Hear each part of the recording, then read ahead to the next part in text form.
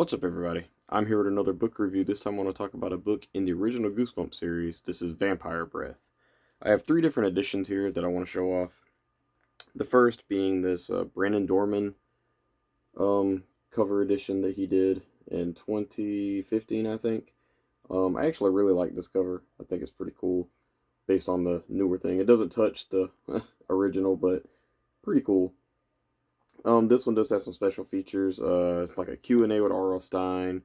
It has vampire names, different things like that. There's a fact or fiction thing. There's this thing to make slime and eyeball ice cubes. Um, Different things like that. There's this weird thing about animals, like what kind of gross stuff they eat. Pretty fun stuff. I like looking at special features in some of these books. And yeah.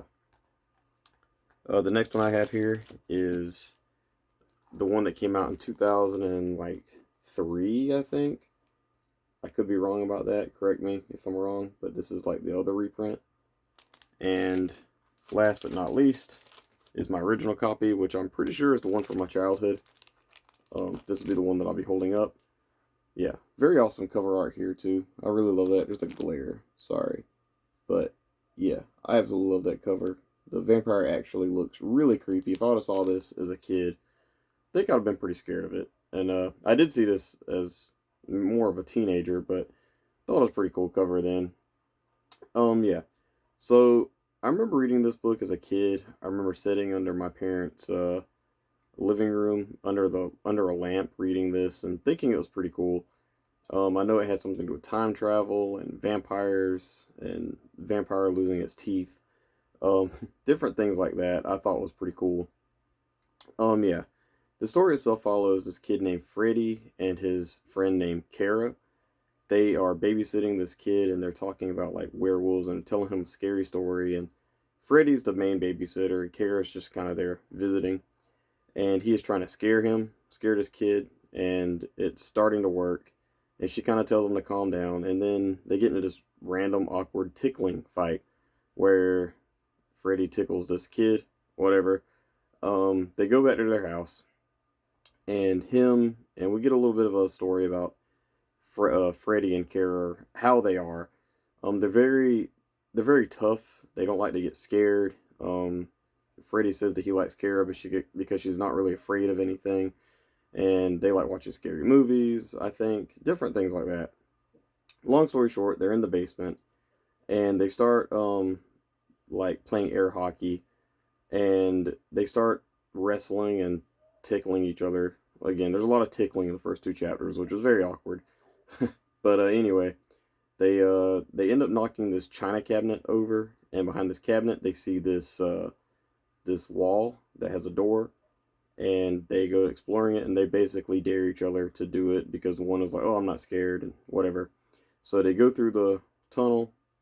They find this other door. They go inside, and they find this coffin. And they dare each other, say, "Hey, I'm not scared," and, "I am scared," or "I'm not scared," whatever. So they open this the the coffin, and inside they find this little bottle, and it's labeled vampire breath. Nothing's in there, anything like that. They pop it open. This green mist rises. They close it, and they get ready to leave, but they look inside the coffin, and there is this old bald-headed guy. He looks like he's already dead. He opens his eyes. He gets up, and he says he's really thirsty, and he says he needs his vampire breath, and he needs his teeth, and he doesn't remember where he put his teeth, and he gets ready to bite Kara before that, and he can't find his teeth. So he says he needs his vampire breath, and he basically tells the kids, "Hey, help me find my vampire breath." And they help him, and he ends up taking it and opens it up again. And he basically says, "If you guys help me find my vampire breath, I'll leave you guys alone and go back to where I come from." And which doesn't make a ton of sense because he's a vampire. He should be after them. But there's more. But anyway, he opens up the bottle, and it transports them to his time of like the castle and stuff. And this part is really cool. But it is flawed, but it's cool. So they go to this this Count guy's house. His name is Count Nightwing, by the way. I'm sure I probably call him Count Dracula. I wanted to do that in my review when I was typing it. I kept saying Count and then Dracula, but it was Count Nightwing. Um, they get transported to his castle, and he basically leaves them, and he's looking for his teeth. Like, he doesn't supervise them, anything like that, whatever. So they leave, and they decide, hey, we need to get out of here. But then they see this room full of coffins, and these vampires get up, and it's actually kind of creepy. But they start flapping their wings, and they turn into bats. They fly out. They don't attack the kids again. Nothing happens. They try to escape through this window, and they end up. Eddie ends up falling, and he gets saved by Count Nightwing. He brings him back up, throws him into the castle again, and tells him, you almost really got in trouble, really got hurt. I gotta find my teeth. And he does threaten them he was gonna turn them into vampires. And he leaves. So the kids go to explore again, and they go down this hallway, and they end up finding this other room. And this hallway reminds me of like Luigi's Mansion almost, or it was a lot bigger in the book, but there is this hallway with different doors and different creepy things like that, and I love that. Like, the whole castle aspect was really cool, really done really well. It's very gothic, very cool.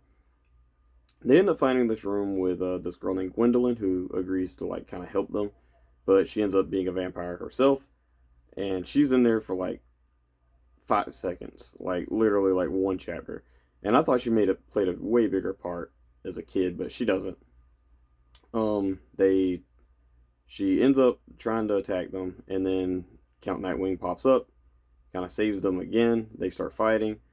They run into this room, and they actually find a bottle of vampire breath, but Count Nightwing somehow catches up with them, and they fight over it. And they decide, they kind of fight. They kind of play keep away with him with the vampire breath, and this is basically the ending. So, not gonna spoil it.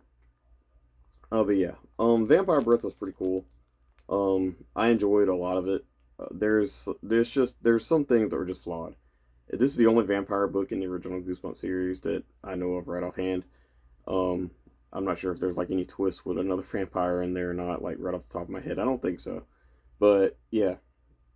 So Stein was kind of experimenting here, very late in the series. Um, the vampire breath in question, I don't think I mentioned it yet, but it has powers, and some of the things made sense. Like, it can make them time travel, which I was okay with. It can restore the memory, which I'm fine with. And even them like having teeth that come out of their mouth is fine, I guess. Whatever, it's goofy, whatever.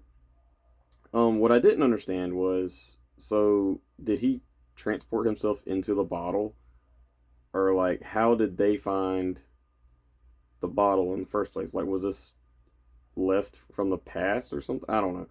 That part didn't make a lot of sense. But that's not the worst part. The worst part is easily the first twist. So the first twist, I'm not gonna say what happens, obviously, but Kara and Freddy should have been siblings. That would have made that twist make a lot more sense.